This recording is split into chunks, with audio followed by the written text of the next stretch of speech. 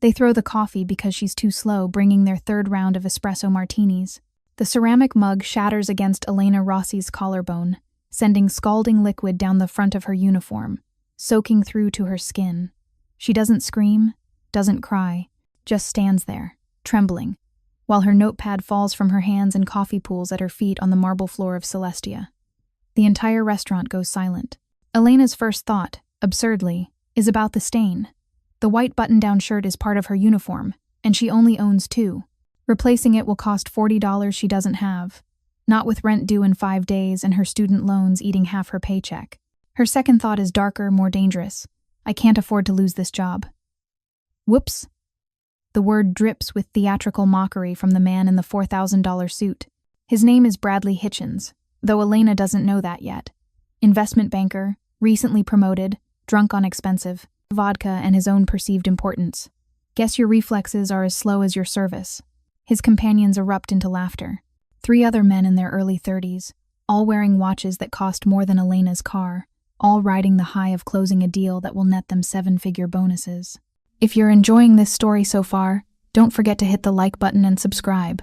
Drop a comment telling me where in the world you're watching from. I love hearing from you. They've been at table 14 for 3 hours, getting progressively louder, progressively crueler. It started small, snapping fingers instead of making eye contact, sending back perfectly prepared steaks because they didn't look expensive enough. Demanding, she explained the provenance of every ingredient like she was taking an oral exam. Making her recite the wine list twice because they thought it was funny to watch her stumble over the Italian pronunciations. But this is different. Elena stands frozen, feeling the hot coffee seep through her shirt, burning her skin beneath. Every eye in the restaurant is on her now. The other diners shift uncomfortably in their seats. Her fellow servers stand paralyzed near the kitchen, unsure whether to help or stay invisible.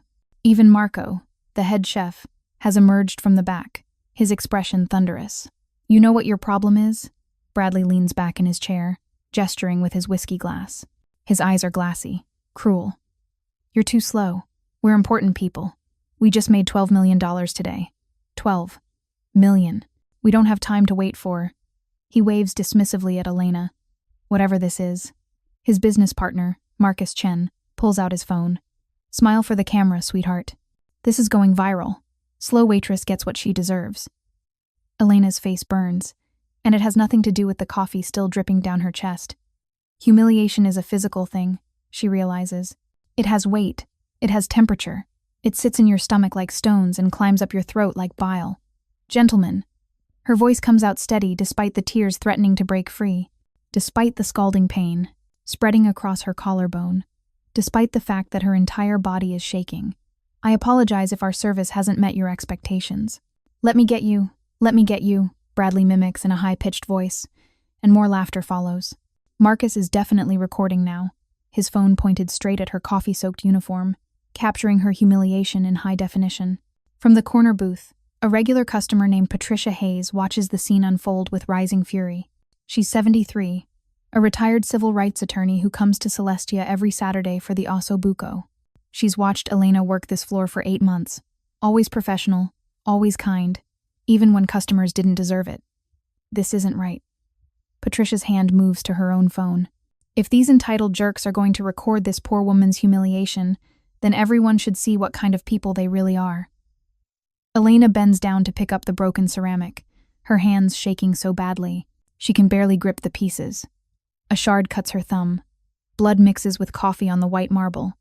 A small wound that somehow feels symbolic of something larger, something breaking inside her. Oh no, now she's bleeding. Marcus announces dramatically, still recording. Should we call an ambulance? Or just leave a bigger tip?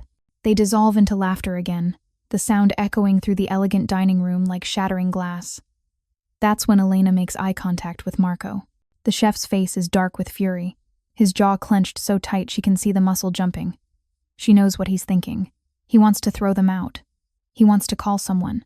He wants to make this stop. She gives him the smallest shake of her head. Don't. It's not worth it. She can't afford the scene. Can't afford to be the waitress who caused a disturbance, who couldn't handle difficult customers, who needed to be rescued. She needs this job, needs the money, needs to prove she can survive in this city that chews up people like her and spits them out. Elena finishes clearing the broken ceramic, excuses herself with quiet dignity that costs her everything, and walks doesn't run to the back. Only when the kitchen doors swing shut behind her does she let the tears fall. Elena, Marco grabs her shoulders, his voice tight with barely controlled rage. Those pieces of garbage. I'm calling Dante right now. No. Elena's voice comes out sharp, desperate. Please don't. It's fine. Fine? Fine? They threw a mug at you. I need this job, Marco. If we make a scene, if we call the owner every time a customer is rude. She wipes her eyes with the back of her hand, wincing as coffee-soaked fabric touches burned skin. They're drunk idiots. They'll pay their bill and leave. I just need 5 minutes. But Marco is already texting someone, his fingers flying across his phone screen. Elena is too shaken to notice, too focused on trying to breathe through the humiliation, on stopping the tears, on convincing herself that she can go back out there and finish her shift with her head high. Back in the dining room, Bradley and Marcus are calling for their check, still chuckling about the clumsy waitress. They leave a $20 bill on a $630 tab, roughly 3%, and walk out into the Manhattan night, already forgetting what they've done. Patricia Hayes doesn't forget. She's captured everything. The coffee throw, Elena's trembling hands, the blood mixing with spilled liquid, the mocking laughter. She watches the video twice, her jaw tight with anger, then opens Twitter. Wall Street bros humiliate waitress at Celestia in Manhattan. This is what cruelty looks like when you have money and zero empathy. She hits post. Then she sends it to her granddaughter who works in digital media. Make this go viral, she writes. These men need to face consequences. By the time Elena has cleaned herself up, changed into the spare shirt she keeps in her locker, thank God she has one, and returned to finish her shift with forced smiles and mechanical efficiency. Patricia's video has 5,000 views. By midnight, when Elena finally clocks out and heads for the subway, exhausted and still smelling faintly of coffee despite scrubbing her skin raw, the video has 75,000 views. By 3 a.m. When Elena is finally home in her tiny studio apartment in Queens, too wired to sleep, it has 600,000. Elena doesn't know. She turned off her phone after the incident, too embarrassed to face the concerned text from her roommate, too exhausted to explain what happened. She just wants to shower, sleep, and somehow forget this nightmare ever occurred. What she doesn't know, what nobody in that restaurant knows except Marco, is that Celestia isn't just owned by someone wealthy. It isn't managed by some distant corporate entity. And Elena Rossi isn't just a waitress. She's Elena Castellano. She kept her maiden name when she got married 2 years ago. Insisted on it, actually. She wanted to maintain her independence, to be treated like everyone else, to prove she could make it in this city on her own terms without trading on her husband's name or reputation. She wanted to be just Elena, the girl from Brooklyn who put herself through community college, the woman working 3 jobs to save money for nursing school, the waitress who knew every regular's order by heart. Not Elena Castellano, wife of Dante Castellano. Now, while Elena sleeps fitfully in their bedroom, Dante Castellano sits in his downtown office, watching the viral video for the 9th time. His face is granite. His jaw muscles twitch, the only sign of the volcano building inside. His phone buzzes. A text from Marco. She didn't want me to call you, but you needed to know. Dante sets down his phone and opens his laptop. By dawn, he will know everything about Bradley Hitchens and Marcus Chen. Where they live, where they work, every investment they've made, every debt they owe, every weakness in their carefully constructed lives. They humiliated his wife for entertainment, filmed it, laughed while she bled. Now he's going to teach them the most expensive lesson they'll ever learn. Some people aren't as powerless as they look. The only question is how completely he should destroy them. Elena wakes to sunlight streaming through the curtains and the smell of coffee, real coffee, not the kind that gets thrown at you. For 3 blissful seconds, she's forgotten about last night. Then it all comes rushing back. The laughter, the ceramic mug shattering, the blood on white marble, the phone recording her humiliation. She groans and reaches for her phone on the nightstand. 63 missed calls, 87 text messages. Her stomach drops. The first message is from her college roommate, Sarah. Oh my God, Elena, are you okay? You're all over Twitter. Her hands start shaking as she scrolls through the others. Friends, former coworkers, people she hasn't spoken to in years, all sending variations of the same thing. Links, concern, outrage, screenshots. She opens Twitter with trembling fingers. The video has 4 million views. No, no, no, no. Her voice cracks. This can't be happening. She's a private person. She doesn't want to be viral waitress girl or the face of workplace humiliation or a trending topic. She just wants to disappear. You're awake. Dante's voice comes from the doorway, and Elena's head snaps up.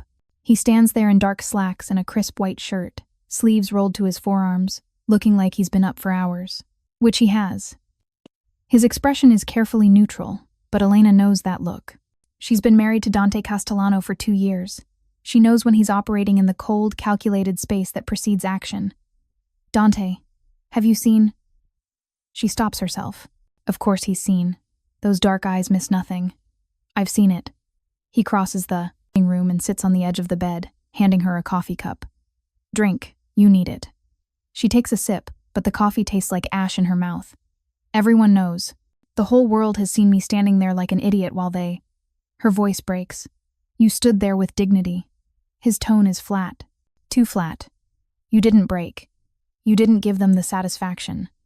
Elena has been married to Dante long enough to recognize that particular flatness. It's the voice he uses right before something very bad happens to someone who's crossed him. What are you going to do? She asks quietly, setting down the coffee. Have breakfast with my wife. He smiles, but it doesn't reach his eyes. Come on, you need to eat. 10 minutes later, Elena sits at their dining table in her robe, pushing eggs around her plate. She can't eat, can't think about anything except those 4 million views, those cruel laughing faces, the way everyone in the restaurant looked at her with pity. Dante hasn't touched his breakfast either. He's reading something on his tablet, his expression growing colder with each line. You're not eating, she points out. Neither are you. I'm reading. He turns the tablet toward her. It's a detailed profile. Bradley Hitchens, 34. Investment banker at Morrison & Chase, Yale graduate, net worth estimated at $8 million, engaged to a fashion blogger, drives a Porsche 911, owns a brownstone in the Upper East Side. How did you get all this? Elena stares at the screen. Vincent sent it over 2 hours ago. Dante scrolls to the next page. This is his partner, Marcus Chen, also 34. Met at Yale. They worked together at Morrison & Chase. Very successful. They just closed a major deal, $12 million in commissions split between them. He continues scrolling, his voice clinical, detached. They have 3 major clients, 17 properties under management, and portfolios worth approximately $200 million combined. Dante. Elena sets down her fork.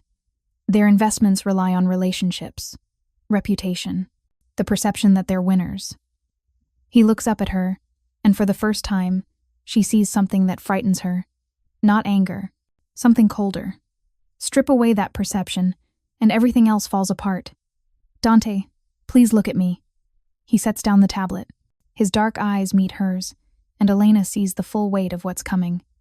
They humiliated you in front of a room full of people, he says quietly.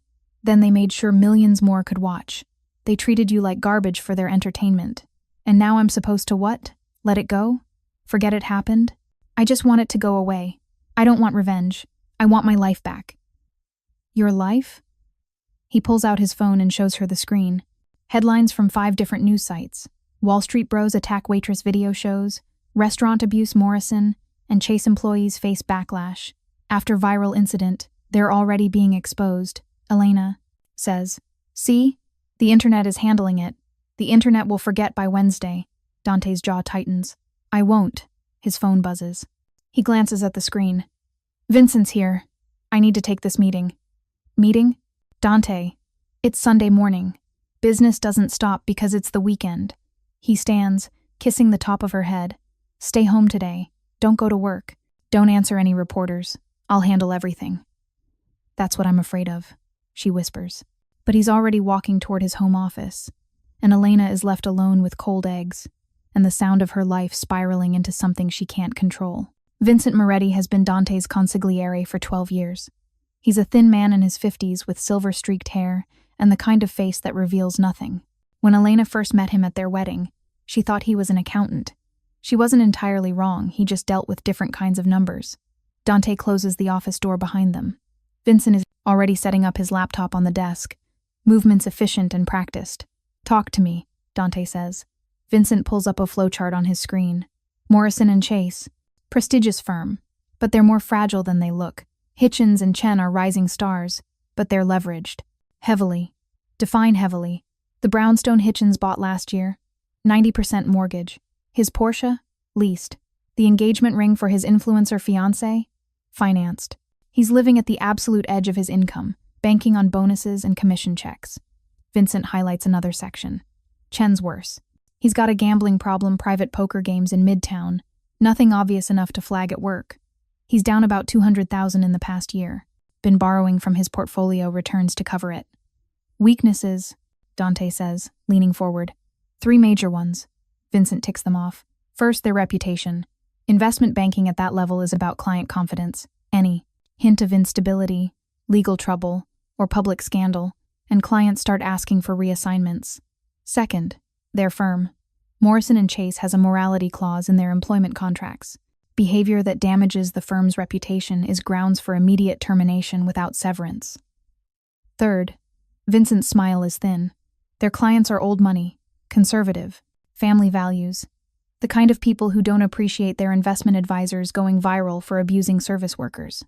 Dante sits back in his chair, fingers steepled. What happens if their clients start leaving? Without their book of business, they're just expensive suits taking up office space.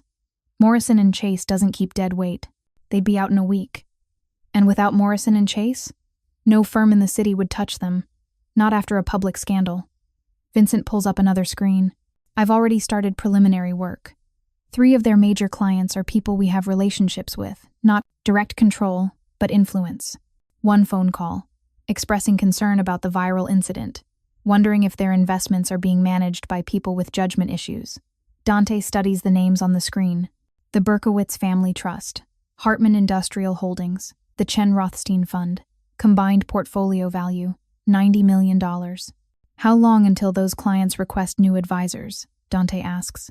24 to 48 hours after we make contact. But that's just the opening move.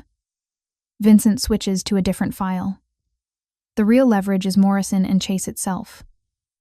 The managing partners are already dealing with the PR nightmare. I have a contact in their compliance department. For the right price, they'll express concerns about Hitchens and Chen's judgment, their drinking, their treatment of staff. You want to poison them from the inside. I want to make them unemployable, Vincent corrects. But there's another angle. The video is everywhere, but right now the narrative is just rich jerks behave badly. We can shift that. How? Vincent pulls up a draft press release. Anonymous leak to the financial press. Details about Chen's gambling, Hitchens' debt, the fact that they're managing family trusts while being financially irresponsible themselves. Suddenly, it's not just a viral video, it's a story about judgment, character, fitness, to manage other people's money. Dante reads the document carefully, every word calculated to destroy without being provably false. When can this go out? Say the word. It's with 3 financial journalists in an hour. By tomorrow morning, it'll be in the Wall Street Journal, Bloomberg, and the Financial Times. Do it. Dante closes the laptop. But I want more. I want documentation of everything. Every client call, every internal meeting at Morrison and Chase, every time their names are mentioned. If they try to fight back, I want to bury them with evidence. Already working on it, Vincent starts packing. His materials. We have someone at Morrison and Chase, not on payroll, just someone who owes us a favor. They'll keep us informed about internal discussions. Good. Dante stands, walking to the window that overlooks the Manhattan skyline. How long until Hitchens and Chen realize what's happening? They'll feel it within 48 hours. Understand it? Vincent shrugs. Maybe never. By the time they connect the dots, it'll be too late. Perfect. Dante turns back. One more thing. The restaurant. I want to know if there are any other incidents like this. Any other staff being harassed. Any other problems Elena might have been shielding me from. Already compiling a report. Should have it by tonight. After Vincent leaves, Dante stands alone in his office, looking out at the city. 20 floors below, people move through their Sunday morning, oblivious to the machinery now grinding into motion. Oblivious to the fact that 2 men's lives are about to be systematically dismantled. He thinks about Elena standing in that dining room, coffee soaking through her uniform, blood on her hand, holding on to her dignity while strangers laughed and recorded her pain. They wanted entertainment, Now they'll learn what it costs. His phone buzzes.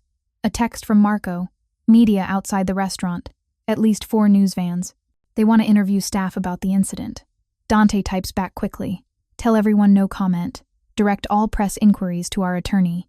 And Marco makes sure Elena's name stays out of this. The last thing she needs is reporters camping outside their apartment building, asking intrusive questions, turning her into a public spectacle. He can protect her identity, at least. Keep her face blurred in the footage. Maintain some privacy while her world spins out of control. Another text arrives, this one from his head of security. Found the home addresses for both targets. Hitchens lives alone, fiancé is traveling. Chen has a roommate, both. Buildings have standard security. Easy access. Dante doesn't respond to that one. Not yet. The temptation is there the old way, the direct way. A visit in the night. A conversation in a dark parking garage. The kind of message that gets delivered with actions instead of words. But Elena would know. She always knows when he crosses certain lines. And more importantly, this situation doesn't require violence. It requires precision. Sometimes the most devastating attack is the one that looks like natural consequences. He returns to the living room to find Elena on the couch, laptop open, scrolling through social media with an expression of growing horror. You need to stop reading that, Dante says quietly. I can't. Her voice is hollow. Look at this. She probably deserved it. If she was faster, they wouldn't have had to throw coffee. Attention-seeking waitress playing victim. Dante sits beside her and closes the round. Laptop. Those people don't matter. They're calling me weak. Pathetic. Someone posted my Facebook profile, my old one from college. They're going through my photos, making comments about my appearance, my clothes, everything. Elena, I found my address. She looks at him, fear raw in her eyes. Someone posted it in a Reddit thread. My actual address. Our address. They're saying someone should teach me a lesson about real customer service. Dante's blood goes cold. He takes the laptop from her, pulls up the Reddit thread. It takes him 30 seconds to identify the user who posted their address. Another 60 seconds to have Vincent tracing the IP address. That's taken care of, he says, setting the laptop aside. The post will be removed. The user will be identified and dealt with. And I'm having security upgraded at our building. No one gets to you. This is insane. Elena pulls a throw pillow against her chest. I just wanted to work. To save money for nursing school. To have a normal life. Now there are people online saying I deserve to be hurt. And reporters outside my workplace. And she breaks off, tears spilling over. Dante pulls her close, and she collapses against him. Her whole body shakes with silent sobs. I want to go back, she whispers against his shoulder. I want to go back to Friday night and just process that stupid bill. Just let it go like I always do. Why did I have to make it a problem? Because you're not the problem. They are. Dante's voice is quiet but certain. You did nothing wrong, Elena. You stood up for what was right. The fact that they're attacking you for it doesn't make them right, it makes them cruel. But everyone's seeing it. Everyone knows what happened. I can never go back to work without people staring at me, without everyone knowing I'm the pathetic waitress who got coffee thrown at her. You're not pathetic. You're the strongest person I know. She pulls back to look at him. What are you planning? And don't lie to me, Dante. I know that look. He considers. How much to tell her. Settles on partial truth. Hitchens and Chen are going to face consequences. Professional ones. Legal ones. They humiliated you publicly, so they'll be held accountable publicly. You're going to destroy them. I'm going to make sure they understand their actions have costs. Dante, they threw coffee. At my wife. His voice drops, taking on an edge that makes Elena shiver. They filmed you bleeding. They laughed about it. Then they walked out of my restaurant like it meant nothing. Your restaurant, Elena repeats slowly. I keep forgetting that part. Most people do. That's by design. Dante stands, pacing to the window. Celestia is one of 7 restaurants I own in Manhattan. I keep my ownership quiet. Multiple layers of LLCs, trusts, holding companies. I learned a long time ago that anonymity is power. Elena watches him, and not for the first time, she's struck by the contradiction of her husband. In this apartment, in their private moments, he's gentle, patient. The man who brings her coffee in bed and remembers her favorite books and holds her when she has nightmares about her parents. But right now, standing at the window in his pressed shirt with that cold calculation in his eyes, he's someone else entirely. Someone who owns restaurants and controls money and wields power in ways she doesn't fully understand and has chosen not to ask about too deeply. What happens to them? She asks. After you're done, they lose their jobs, their clients, their reputations. Maybe they face legal consequences. The video is evidence of assault. Maybe they just become cautionary tales about what happens when you treat people as entertainment. And that's enough for you? Dante turns to face her fully. What would be enough for you? It's a real question. He's giving her a choice in this, she realizes, asking what kind of justice she wants. Elena thinks about Bradley Hitchens' mocking voice, Marcus Chen's phone capturing her humiliation, the 3% tip on a $600 bill, the way they walked out laughing, completely untouched by what they'd done. I want them to understand, she says slowly. I want them to feel what it's like to be powerless, to have everything you've worked for stripped away while people watch and judge. I want them to know that their actions have consequences. Then that's what you'll get. Dante sits beside her again, taking her hand. But Elena, I need you to trust me. Trust that I can handle this without you having to see the details. Can you do that? She studies his face, the strong jaw, the dark eyes that can be tender or terrifying depending on the moment, the slight scar above his left eyebrow from a fight he's never told her about. She married a complicated man, a man with connections she doesn't ask about, a man who moves through certain circles with ease and others with careful anonymity, a man who keeps her safe in ways that sometimes frighten her. I trust you, she says finally. But Dante, don't let me see it. Whatever you do, however you do it, I don't want the details. You won't have to see anything, he promises, except the results. They sit together in the quiet apartment, sunlight streaming through the windows, while across the city the machinery of consequence begins to turn. In his Upper East Side brownstone, Bradley Hitchens is nursing a hangover and scrolling through Twitter, annoyed by the ratio on his replies. So what if he threw coffee? The waitress was slow. People are so sensitive these days. His phone rings. His fiancé, calling from Milan. Have you seen what people are saying about you? She sounds furious. Brad, there's a video of you throwing things at a waitress. My followers are asking me why I'm engaged to someone who treats people like that.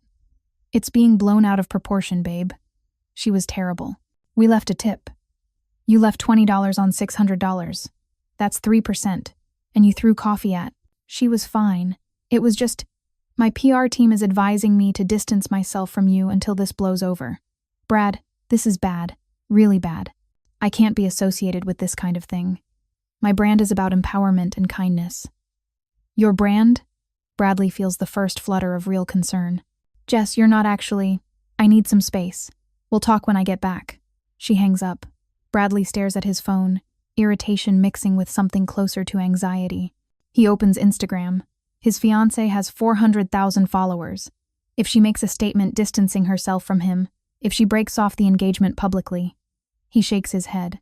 It'll blow over. It always does. Across town in his Tribeca apartment, Marcus Chen is having a worse morning. He's on his third call with his bookie, trying to explain why he can't make his payment this week. I saw your video, the bookie says. Vinny, a man who works for people Marcus knows better than to cross. You throwing coffee at some girl. Pretty stupid, Marcus. Pretty public. That's got nothing to do with. It's got everything to do with it. You think I want to be associated with guys who get viral for being assholes? Bad for business. So here's what's gonna happen. You pay me the $200,000 you owe by Friday, or we have a different kind of conversation. Friday? Vinny, that's impossible. I need more time. You need better judgment. Friday, Marcus. Don't make me come looking for you. The line goes dead. Marcus sits in his expensive apartment with his expensive furniture and his mounting debt. And for the first time, he feels the walls starting to close in. Neither of them knows that by Monday morning, everything will be so much worse. Neither of them has any idea that the waitress they humiliated is married to a man who owns half the infrastructure their careers depend on. Neither of them understands yet that they've made the worst mistake of their lives. But they're about to learn.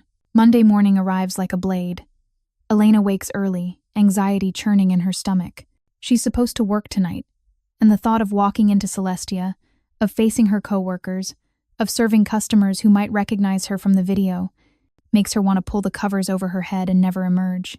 Dante is already dressed, sitting at the dining table with his laptop and phone, that focused intensity he gets when he's working.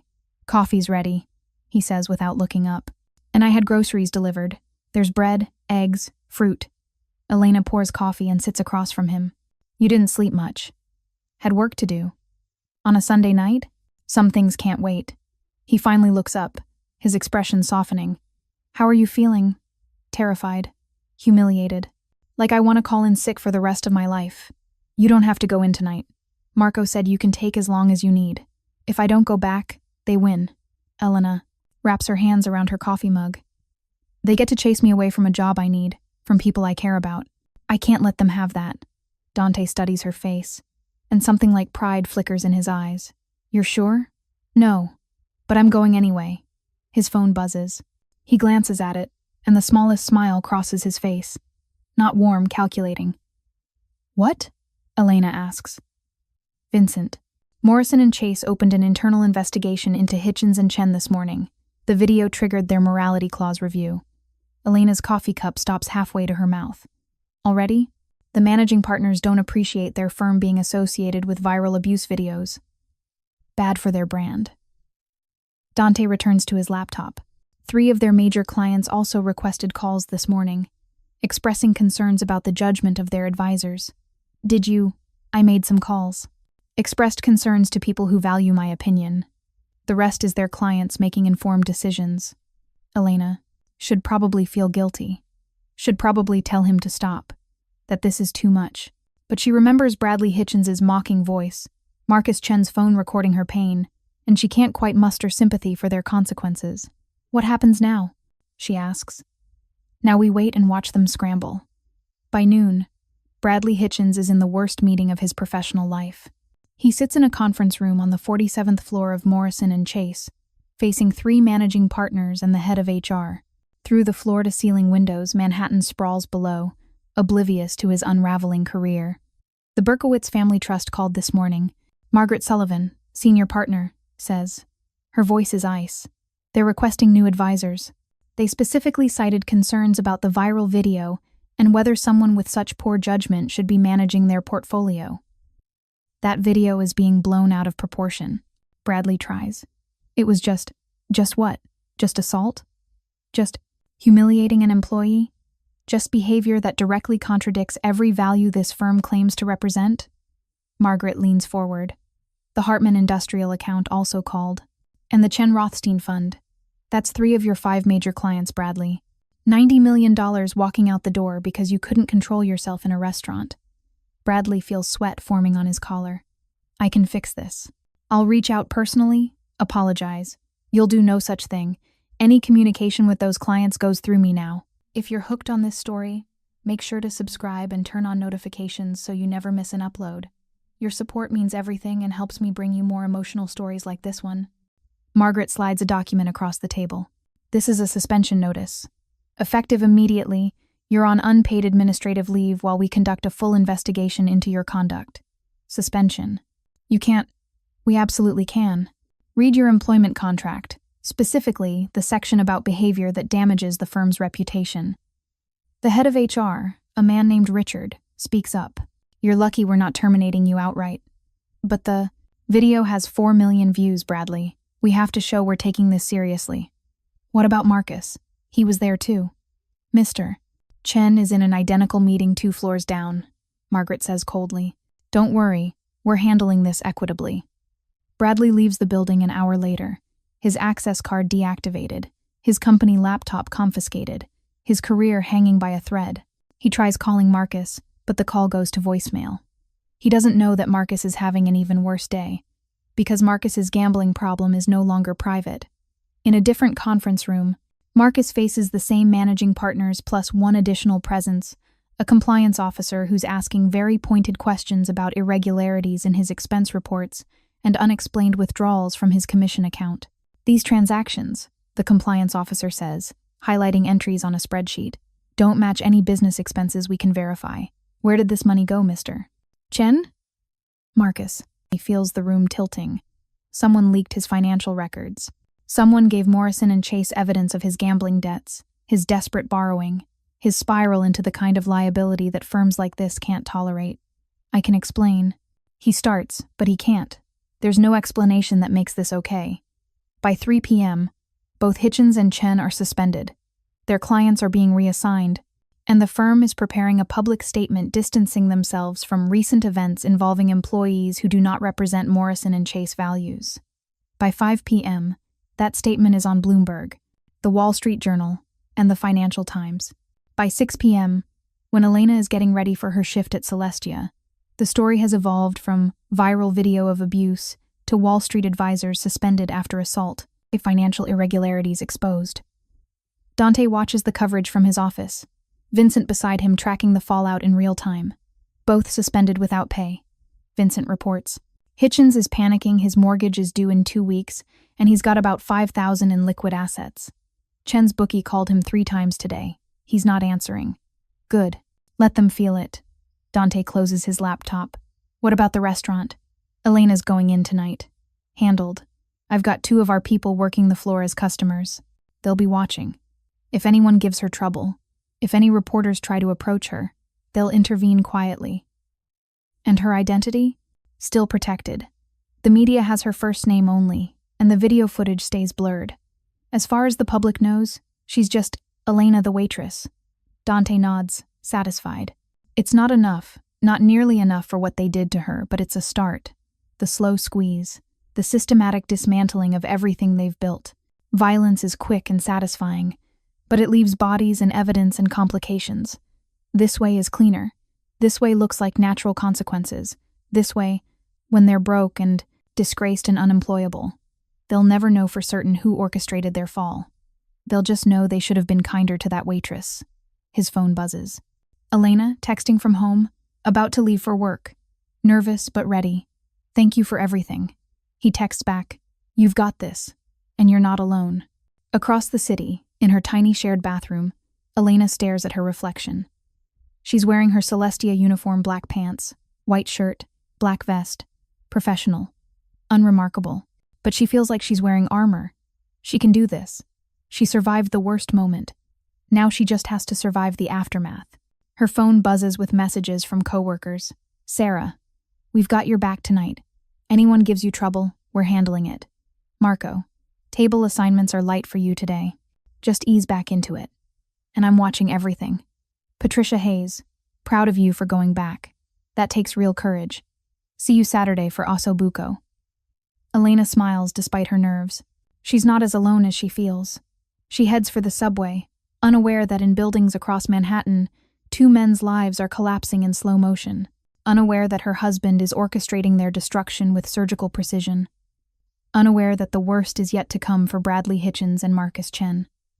Tonight she's just Elena, going back to work, holding her head high, refusing to be chased away. But tomorrow, the real devastation begins.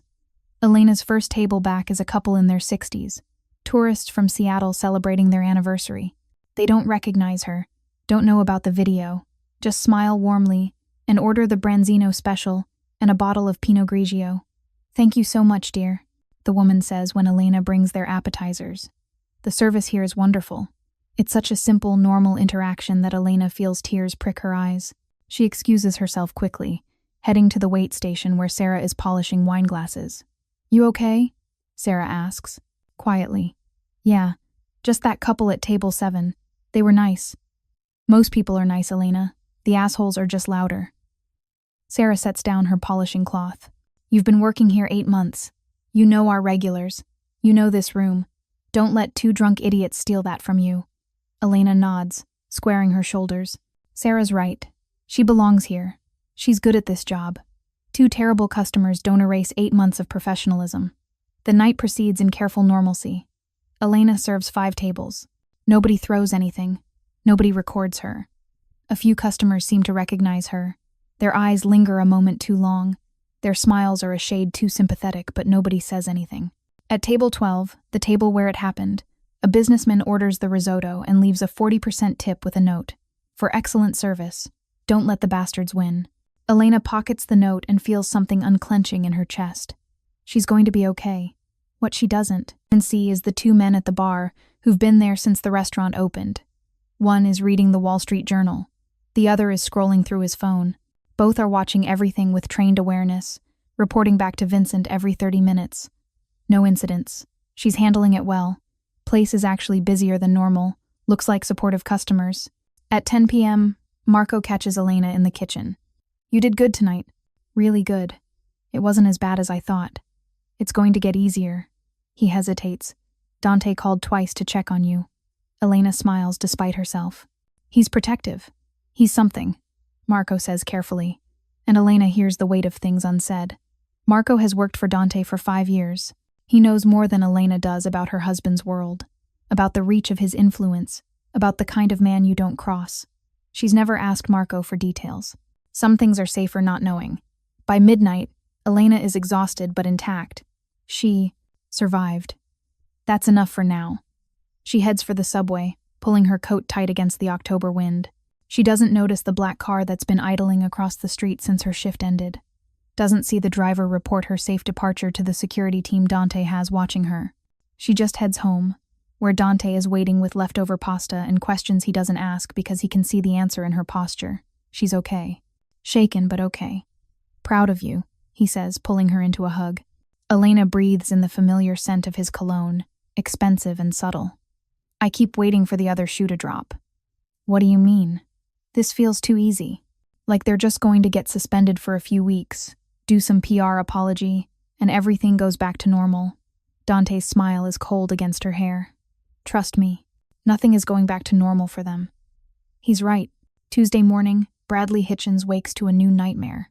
His phone is exploding with notifications, text messages, missed calls, emails from people he hasn't spoken to in years. He opens Twitter, and his stomach drops. Breaking. Suspended Morgan and Chase banker Bradley Hitchens facing assault charges after viral video. Manhattan DA reviewing case. The article from the New York Times is detailed and damning. The video analyzed frame by frame. Witness statements from other diners. Patricia Hayes, the woman who filmed it, giving interviews about what she saw. A legal expert explaining how throwing an object at someone constitutes assault in New York. And worse, so much worse, a financial journalist has written a deep dive into Bradley's lifestyle. The leveraged brownstone, the financed engagement ring, the expensive car he can't really afford, the image of successful wealth that's actually a house of cards built on bonuses and commissions that have just evaporated with his suspension. Wall Street bankers, fake fortune. How Bradley Hitchens built an empire of debt. No, no, no, no. Bradley is pacing his brownstone, phone pressed to his ear, calling his lawyer. David, have you seen this? They're actually filing charges? I warned you this was possible, his lawyer says. The video is clear evidence. The DA is under pressure to show they take workplace assault seriously. And Bradley, there's something else. What? Your fiancé's publicist called my office. They're releasing a statement this afternoon. Jessica is ending the engagement and asking for privacy during this difficult time. Bradley sinks onto his couch. She's breaking up with me? Publicly? She's protecting her brand. I'm sorry, but you need to focus on the criminal charges right now. If we can negotiate a plea, a plea. I'm not pleading to anything. This is insane. It was just coffee. It was assault, Bradley. Captured on video with 4 million witnesses. You need to take this seriously. After the call ends, Bradley sits alone in his expensive brownstone that he can't afford, staring at walls that are closing in. His career is suspended. His fiancée is leaving him.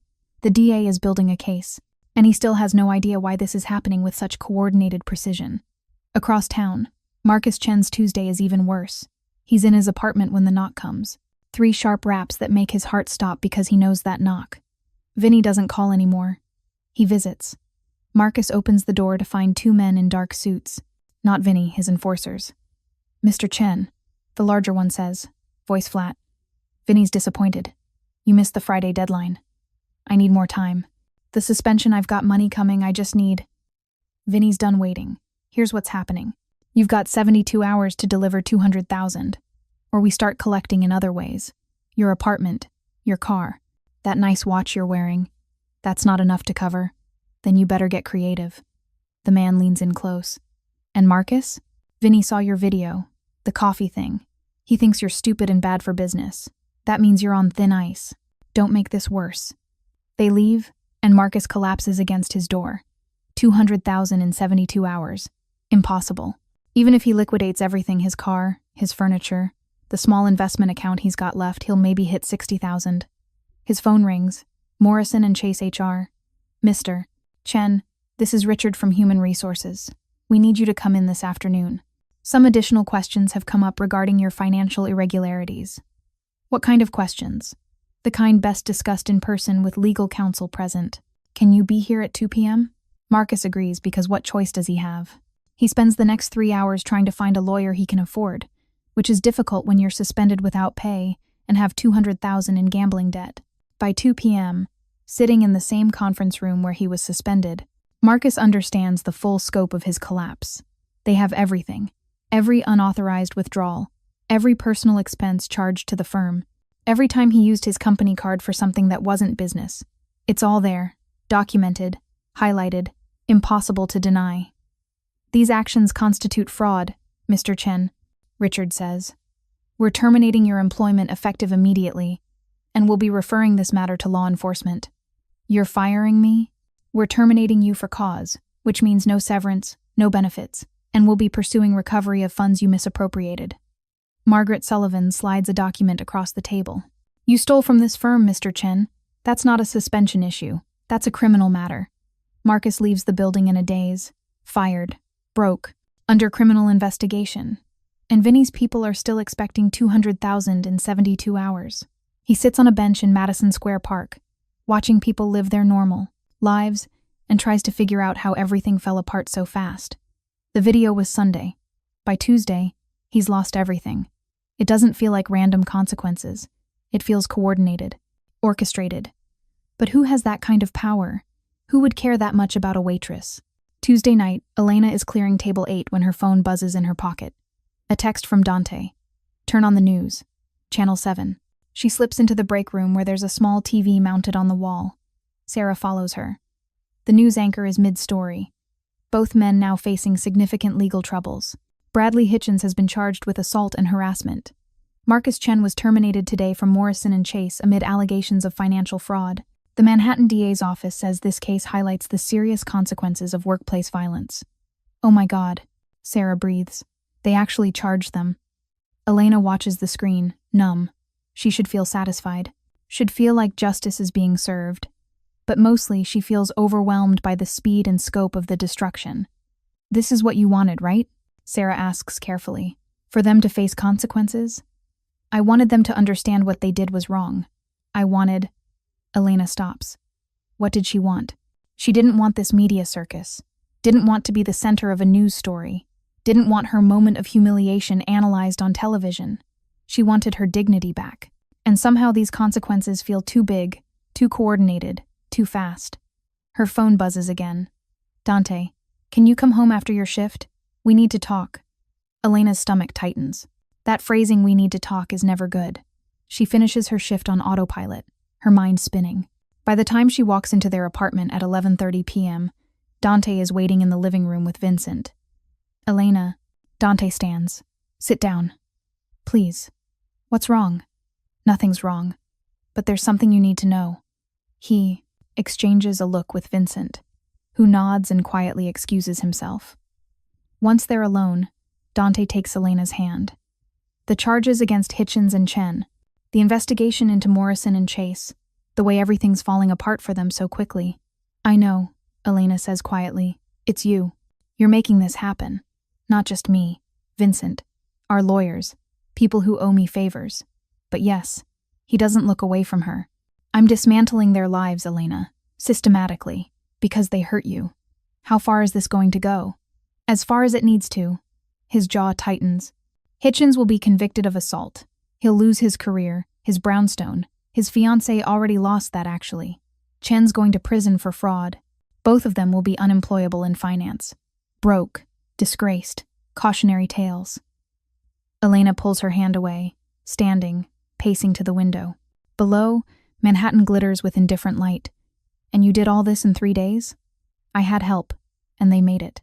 Easy, they were already corrupt, already overextended, already vulnerable. I just accelerated the inevitable. Accelerated, Elena repeats. Dante, you destroyed them. They tried to destroy you first. He stands, moving behind her. They threw coffee at you, filmed you, made you bleed, then walked out laughing like it meant nothing. You think I'm supposed to let that stand? I think... Elena stops, choosing her words carefully. I think I'm married to someone with power I don't fully understand. And I think you just showed me exactly how much damage that power can do when you decide someone deserves it. Are you afraid of me? The question hangs between them. Elena turns to face him, studying the man she married. The man who brings her coffee in bed and remembers her favorite books and holds her when she cries. The man who also commands enough influence to dismantle 2 careers in 72 hours. No, she says finally. I'm not afraid of you. I'm afraid of what it means. That you could do this. That you have this much reach. That 2 men's entire lives could fall apart because you made some phone calls. Would you rather I had done nothing? I don't know. She's being honest. Part of me is grateful. They deserved consequences. But Dante, assault charges, fraud investigations, gambling debts being called in, that's not just consequences. That's systematic destruction. Yes, he agrees simply. It is. And you're not sorry. No, I'm not. He steps closer. Elena, I have resources. I have connections. I have power that most people can't imagine. And I use it to protect what's mine. You're mine. You think I'm going to let anyone hurt you without response? I'm not a possession. That's not what I meant. His voice softens. You're my wife, my partner, the person I chose to build a life with. When someone attacks you, they attack us. And I don't let attacks go unanswered. Elena sits on the couch, suddenly exhausted. What happens now? Now they face the consequences, the legal system, their debts, their ruined reputations, and we move forward. And if they figure out you were behind this? Dante's smile is cold. They won't. Everything looks like natural consequences. They got caught, exposed, held accountable. There's no trail leading back to me, no evidence of coordination, just their own mistakes catching up with them. You're very good at this, Elena observes. I've had practice. She looks up at him.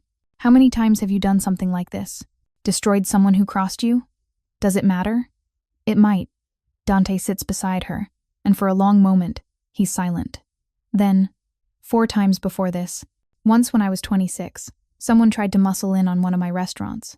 Once when I was 30, a business partner tried to cheat me. Twice in the past 5 years, different situations, same principle, someone crossed a line and needed to be removed. Removed, Elena echoes. That's such a cold word.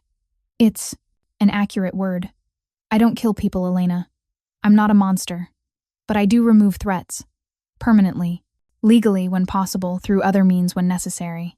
Other means. Ways you don't need to know about. He takes her hand again. I've never hidden what I am from you. You knew when you married me that my family has traditional connections. That I operate in worlds that have different rules. I knew. Elena admits. I just didn't understand the scope until now. And now that you do?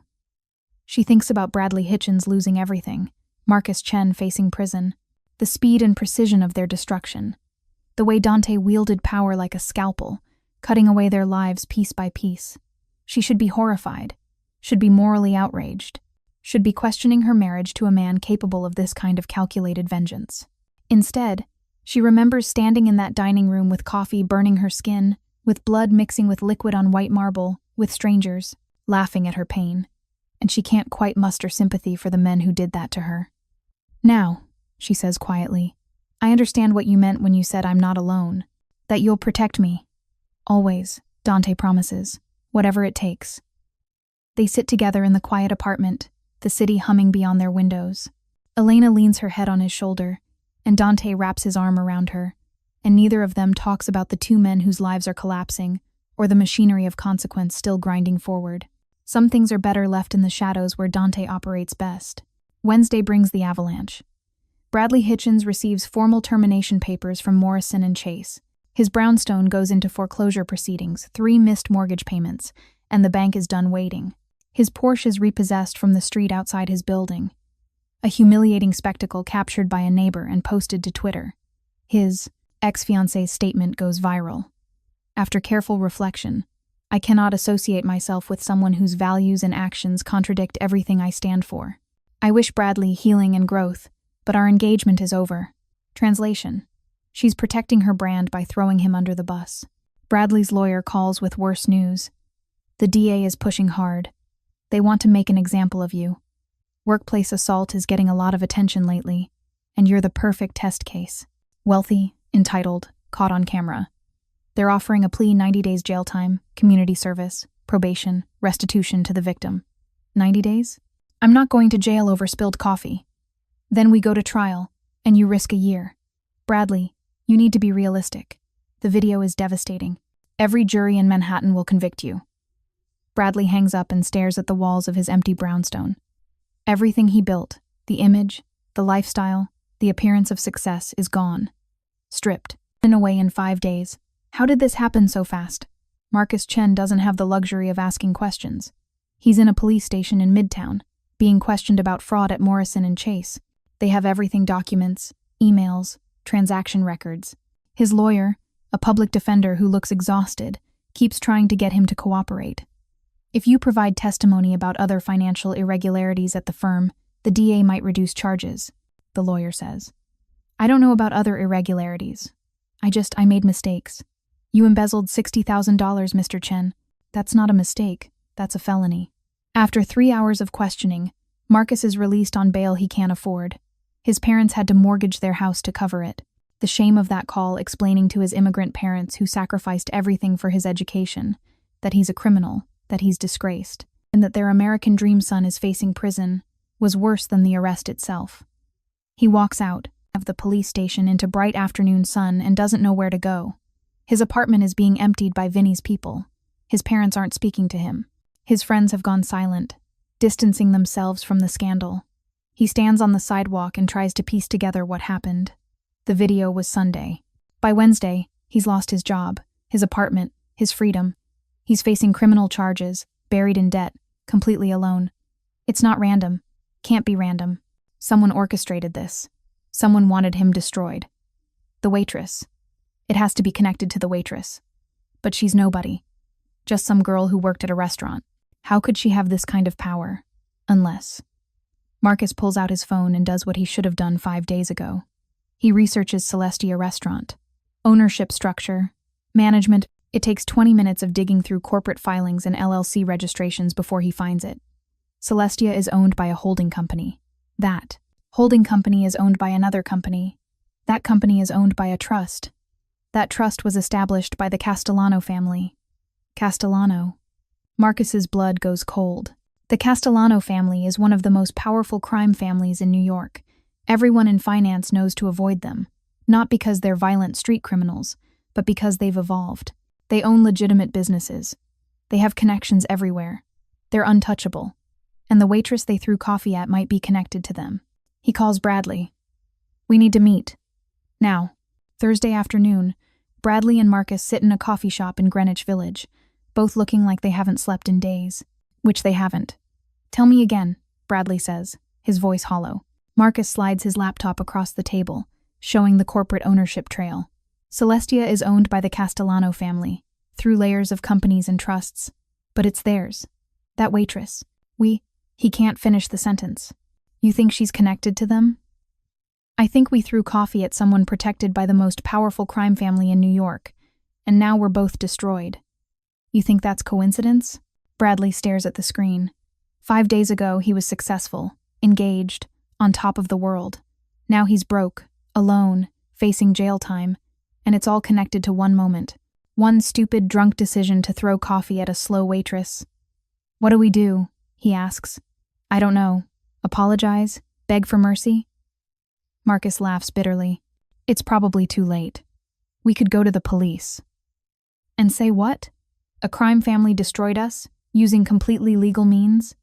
They'll laugh us out of the station. Everything that's happened to us, the charges, the terminations, the financial investigations, it's all legitimate. There's no crime here except the ones we committed. Bradley drops his head into his hands. I'm going to prison. I'm actually going to prison over coffee. We're both going to prison. Marcus closes his laptop. And we'll deserve it. That night, Elena is washing dishes when Dante comes home early. She's surprised he usually works late on Thursdays. Vincent just called, he says, setting his briefcase by the door. Hitchens and Chen figured it out. They know the restaurant is connected to me. Elena's hand still in the soapy water. What does that mean? Nothing. They can't prove anything. Can't do anything. They're just finally understanding the scope of what they did. He crosses to her, wrapping his arms around her from behind. How are you feeling about all of this? I don't know. Elena rinses a plate. Part of me feels like justice was served. They hurt me, and now they're facing consequences. But Dante, they're going to prison. Their lives are completely destroyed. That's exactly what they deserve. He finishes. Elena, they didn't just hurt you physically. They tried to humiliate you, to make you feel worthless, to turn your pain into entertainment. And they did it because they thought they were untouchable, that their wealth and status meant they could treat people however they wanted. And you proved they were wrong. I proved that everyone has someone. Everyone belongs to someone who will fight for them. They just made the mistake of hurting someone who belongs to me. Elena turns in his arms to face him. What happens now? Do they just go to prison and that's it? There's one more thing. Dante pulls out his phone, showing her an email. They've requested a meeting. They want to apologize to you. In person. At Celestia. Tomorrow night. Elena's stomach drops. They want to see me? They want to beg for mercy. He corrects. They think if they apologize, if they show remorse, I might make some of this go away. Will you? No. But I think you should hear them. Not for them, for you. So you can see men who thought they were powerful reduced to begging. So you can have closure. Elena thinks about Bradley Hitchens' mocking voice. Marcus Chen's phone recording her pain. The thought of seeing them again makes her anxious. But Dante's right. She needs closure. Okay, she says. I'll do it. I'll be there, Dante promises. Nothing happens without my approval. You're safe. Friday night arrives with the weight of an ending. Celestia is closed to the public. Lights dimmed, tables empty except for one near the back. Elena stands behind the bar with Marco, Sarah, and Patricia Hayes, who insisted on being present. I started this by filming them, Patricia said. I'm seeing it through. Dante stands near the entrance with Vincent, both men in dark suits, looking like what they are, power personified. At 7 p.m., exactly, Bradley Hitchens and Marcus Chen arrive. They look destroyed. Bradley's expensive suit hangs wrong, like he's lost weight. His eyes are hollow, haunted. Marcus is worse, his face is pale, his hands shake, and he walks like a man heading to his execution. Which, in a way, he is. Dante doesn't introduce himself, doesn't need to. The moment Bradley and Marcus see him standing there with that cold authority, they understand exactly who he is and what he represents. Mr. Castellano, Bradley's voice cracks. Thank you for agreeing to see us. I didn't agree to see you, Dante says quietly. My wife agreed. You're here for her, not me. His wife. Elena sees the moment it clicks for them. The moment they realize the waitress they threw coffee at isn't just connected to the Castellano family. She is the family. She's married to Dante Castellano. Oh God, Marcus whispers. Elena steps forward from the bar, and both men flinch like she might strike them. She's wearing simple black pants and a white shirt, not her uniform, but close enough to remind them of that night. You wanted to apologize? She says, her voice steady. So apologize. Bradley steps forward first, and Elena can see he's been crying. Miss Rossi, Mrs. Castellano, I am so deeply, profoundly sorry for what I did. There's no excuse. I was drunk and stupid and cruel, and you didn't deserve any of it. I've replayed that night 1,000 times, and I hate myself for what I did to you. You hate yourself, Elena repeats. Or you hate the consequences? Both, Bradley admits. I hate what I did, and I hate what it's cost me. But mostly I hate that I hurt you, that I made you feel small and worthless when you were just doing your job. You deserved respect, and I gave you humiliation. I'm sorry. I'm so sorry. Marcus steps forward next, tears streaming down his face. I filmed it. That's what I can't stop thinking about. I made sure to capture your face, your pain, because I thought it was funny. I treated you like entertainment, like you weren't real. And I'm so sorry, Mrs. Castellano. If I could take it back. But you can't. Elena interrupts. It's done. 4 million people watched it.